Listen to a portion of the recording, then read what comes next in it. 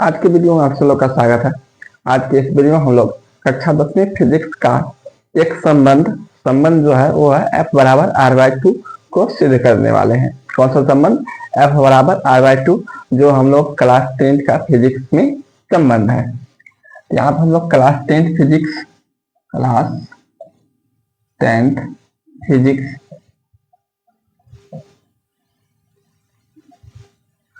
का एक most VVI जो क्वेश्चन उसको बोल सकते हैं, F बराबर r/2 जो सिद्ध करने के लिए क्वेश्चन देता है वो 6 मार्क में देता है। कितना मार्क में? 6 मार्क में।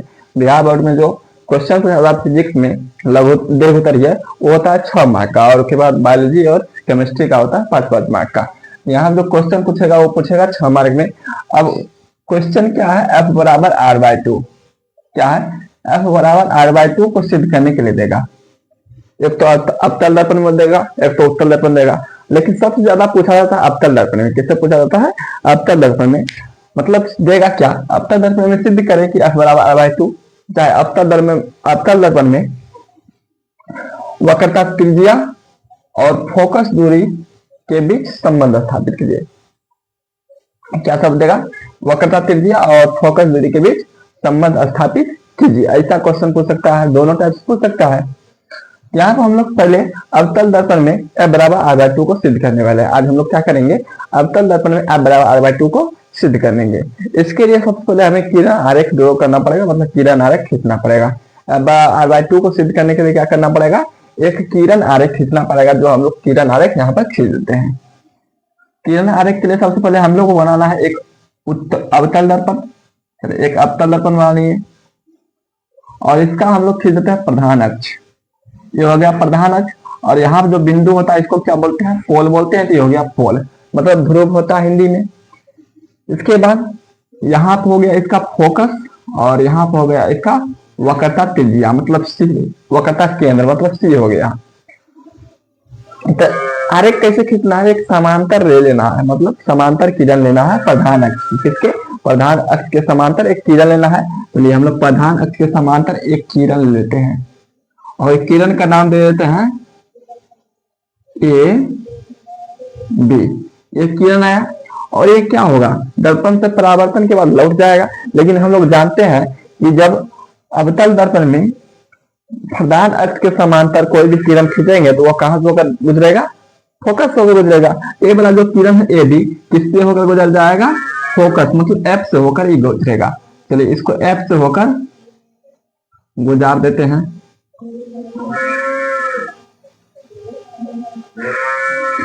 तो ऐसे आया था और इधर से आया और इधर से क्या हुआ? लौट गया। किस होकर लौटा? फोकस से होकर। अब हम लोग क्या करेंगे? सी को बी से मिला देंगे, मतलब सी से यहाँ पर 90 डिग्री खींच देंगे। अब सी से बी को मिलाएंगे तो यहाँ कितना डिग्री बन जाएगा? 90 डिग्री बन जाएगा वहां पर।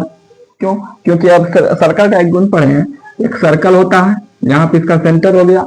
अब सेंटर से इसके कहीं परिधि पर ऐसे त्रिज्या खींच देंगे तो यहाँ जो एंगल बनता है कितना डिग्री बनता है? 90 डिग्री बनता है। इसलिए यहाँ से यहाँ पर खींच देंगे तो यहाँ जो एंगल बनेगा कितना डिग्री बनेगा? 90 डिग्री का एंगल बनाएगा। इसको सबसे पहले हम लोग यहाँ पर डॉटेड लाइन में खींच देते हैं। तो बोलिए ई तो लंब हो गया, मतलब 90 डिग्री पर। तो ई हो गया, इसके लिए दर्पण हो गया, इसके लिए अभिलंब हो गया। ये हो गया आपतित के लिए, हो गया परावर्तित के। तो आपतित के अभिलंब के बीच जो कोण बनता है इसको बोलते हैं क्या? कोण आई। और इसके बीच जो कोण बनता है उसको क्या बोलते हैं? कोण आर। मतलब ये हो गया आपतन कोण, ये हो गया परावर्तन कोण। लेकिन परावर्तन के नियम से दोनों बराबर होता है। आई इक्वल टू क्या होता है? आर होता है। चलिए अब इसको हम लोग प्रूव करना आरंभ करते हैं। प्रूव करने के लिए सबसे पहले परावर्तन के नियम का फॉलो करना है। ये दोनों एंगल क्या होगा? इक्वल होगा। किस नियम से? परावर्तन के नियम से। तो पहला हम लोगों का क्या बराबर होगा? एंगल, इस एंगल का नाम आई है। तो आई को बोले क्या है? ए बी सी। आई का नाम क्या है? A B C. तो एंगल जो है ए बी सी बराबर किसके निकलेगा? यहाँ पर इसके निकलेगा, आर के। किसके? सी बी एफ के बराबर निकलेगा। यहाँ हो जाएगा सी बी एफ। ये दोनों एंगल क्या हो जाएगा? इक्वल हो जाएगा। कैसे इक्वल होगा हम लोगों को पता है, किसके के नियम से? परावर्तन के नियम से। तो ये हो गया परावर्तन के नियम से दोनों बराबर, परावर्तन के नियम से। परावर्तन के नियम से बराबर हो गया। लेकिन हम लोग एक चीज जानते हैं कि जो कोण यहाँ पर आई है और ये जो कोण सी बन रहा है जो कोण, वो दोनों बराबर होगा। कैसे होगा? एकांतर कोण से। कैसे? एकांतर कोण से। ए बी और सी पी ये तो समांतर हो गया, और समांतर हो गया तो ई कोई तिर्यक रेखा हो गया, और तिर्यक रेखा दो समांतर रेखा को प्रतिच्छेद कर रहा है, तो एकांतर कोण क्या होता है? बराबर होता है। ये दोनों एकांतर कोण है, इसलिए यहाँ क्या हो जाएगा? दोनों बराबर हो जाएगा। तो एंगल दूसरा जो है एंगल आई, आई का नाम क्या है? A B C. तो एंगल जो है ए बी सी बराबर किसके निकलेगा? इसके। इसका नाम क्या है? बी सी एफ निकल जाएगा, बी सी एफ के बराबर। ये कैसे हो जाएगा? एकांतर कोण से। एकांतर कोण से क्यों होगा हम लोगों का? एकांतर कोण से बराबर। अब दोनों इक्वेशन को मतलब इसको और इसको देखें तो इसमें है ए बी सी बराबर सी बी एफ, और इसमें है ए बी सी बराबर B C F. L H S बराबर है ना? एल एच एस बराबर है, इसलिए आर एच एस भी क्या हो जाएगा? बराबर हो जाएगा। इसलिए हम लोग बोल सकते हैं कि एंगल जो है C B F, angle C B F किसके बराबर निकलेगा? बी सी एफ के बराबर निकलेगा। मतलब ये दोनों क्या हो जाएगा? बराबर। जब एल एच एस इक्वल होता है तो आर एच एस भी क्या होता है? इक्वल होता है। तो यहाँ पर सी बी एफ बराबर क्या निकल गया? B C F. तो देखते हैं सी बी एफ बराबर है बी सी एफ, मतलब ये दोनों कोण क्या हो गया? एक दूसरे के बराबर। अब एक ट्रायंगल बन गया, बी सी एफ एक ट्रायंगल हो गया जिसमें दो कोण बराबर है। अब बराबर कोणों के सामने की भुजाएं भी क्या होती है? बराबर होती है। एक नियम पढ़े हम लोग कि बराबर भुजाओं के सामने का, बराबर कोणों के सामने की भुजाएं क्या होती है? बराबर। तो बराबर कोण कौन कौन सा है? ए बला है, ये बला है। तो इसके सामने का जो भुजा है उसका नाम क्या है? बी एफ, और इसके सामने का जो भुजा है उसका नाम क्या है? C F. इसलिए हम लोग बोल सकते हैं कि बी एफ बराबर क्या होगा? C F. इसीलिए बी एफ इक्वल टू क्या हो जाएगा? C F. तो यहाँ पर बी एफ बराबर क्या हो गया? सी एफ हो गया। अब इसको मान लेंगे हम लोग इक्वेशन नंबर 1। क्या मान लेंगे? Equation number 1। तो यहाँ पर हम लोग देख सकते हैं कि बी सी एफ जो है वह कौन सा ट्रायंगल है? एक समद्विबाहु त्रिभुज है। कौन सा ट्रायंगल है? समद्विबाहु ट्रायंगल। क्यों है? क्योंकि इसका दो भुजा क्या है? बराबर है। एक ट्रायंगल उसका दो भुजा बराबर है, इसलिए यह हो गया समद्विबाहु त्रिभुज हो गया। अब यहाँ पे लेकर चलना है कि बी पी के बहुत नजदीक है, मतलब इसका जो द्वारक है, द्वारक बहुत ही क्या है? छोटा। मतलब परावर्तक जो पृष्ठ है वो बहुत क्या है? छोटा, बहुत ही छोटा, बहुत ही छोटा। मतलब पी और बी लगभग में एक ही बिंदु है, लगभग में मतलब एक ही बिंदु है, मतलब बहुत ही नजदीक है। तो यहाँ से बी एफ बराबर क्या निकल जाएगा? पी एफ निकल जाएगा। कब निकलेगा? जब बी पी के बहुत ही नजदीक हो, मतलब द्वारक बहुत ही छोटा हो। क्योंकि बी पी के बहुत, क्योंकि बी पी के बहुत ही नजदीक है। क्या है यहाँ पर? बी जो है पी के क्या है? बहुत ही नजदीक है। अब बहुत ही नजदीक है तो बी और पी लगभग में एक ही बिंदु रहेगा। एक ही बिंदु रहेगा तो एफ से पी का दूरी और एफ से पी का दूरी दोनों इक्वल निकलेगा। तो यहाँ से निकल जाएगा बी एफ बराबर क्या निकल जाएगा? P F. इसका नाम होगा बी एफ, इसका नाम होगा पी एफ। ये होगा बी एफ बराबर पी एफ। यहाँ से क्या निकल गया? बी एफ बराबर पी एफ। इसका नाम देंगे हमको हम लोग इक्वेशन नंबर 2। क्या देंगे? Equation number 2। और 1 और 2 को ध्यान से देखा जाए, किसको?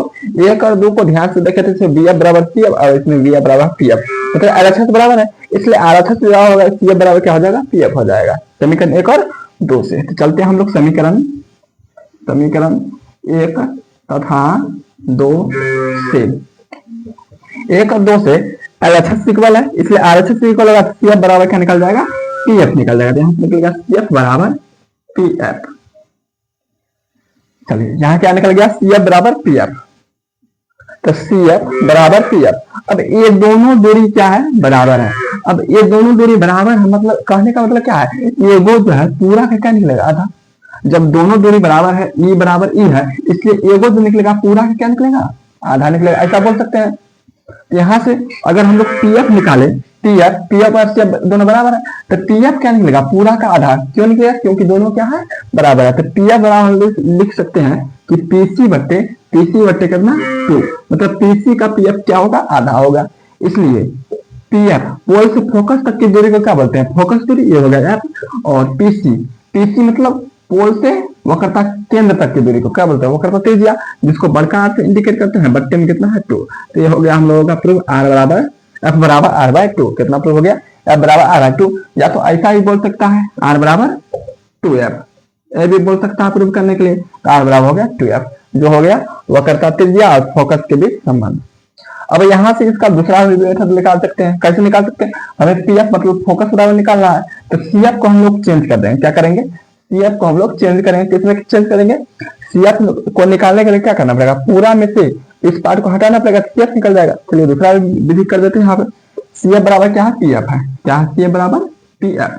तो सी एफ को हम लोग क्या लिख सकते हैं? सी एफ को पूरा में से इतना हटा देंगे तो सी एफ निकल जाएगा, क्योंकि जो दूरी है हमेशा दूरी पोल से नापना। कहाँ से? पोल से। तो सी एफ तो पोल से है ही नहीं, केवल पी एफ पोल से है। तो सी एफ पोल से नहीं, तो इसको पोल से करने के लिए क्या करना पड़ेगा? पूरा ले लेंगे और यहाँ से यहाँ तक दूरी हटा देंगे, सी एफ निकल जाएगा। इसको लिख सकते हैं पीसी माइनस पी एफ। क्या लिख सकते हैं? PC minus P F equal to क्या है? पी एफ है। तो यहाँ से पीसी बराबर क्या निकल जाएगा? पी एफ इधर जाएगा प्लस में, P F, P F plus P F कितना? 2pf निकल जाएगा, 3 निकलेगा 2pf। और पीसी कौन से त्रिज्या वक्रता केंद्र तक की दूरी क्या बोलते हैं? वक्रता त्रिज्या बोलते हैं। ये हो गया आर और 2, और पीएफ को क्या बोलते हैं? पीएफ को एफ बोलते हैं। तो यहाँ से क्या निकल गया? आर बराबर 2f। क्या निकल गया? आर बराबर 2f। तो इसको ऐसा लिख सकते हैं बराबर आर बाय 2। क्या कर सकते हैं? बराबर आर बाय 2। जैसे मन करता है वैसे हम लोग प्रूव कर सकते हैं। उम्मीद करते हैं कि एक जो एफ बराबर आर बाय 2 है सिद्ध करने के लिए आप लोगों को समझ आया होगा। अब चलिए हम लोग मिलते हैं नेक्स्ट वीडियो में।